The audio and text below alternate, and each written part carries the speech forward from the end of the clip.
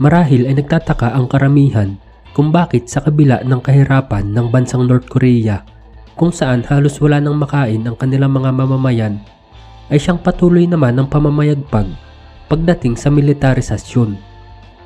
Na sa katunayan ay kahanay na sila sa may pinakamalalakas na pwersa sa mundo. Ayon sa pinakahuling pagsisiwalat ng cybersecurity firm ng FBI, ay natuklasan nila ang napakaraming mga peking websites na nagpapanggap sa anyo ng pinakamalalaking kumpanya sa Amerika at sa buong mundo.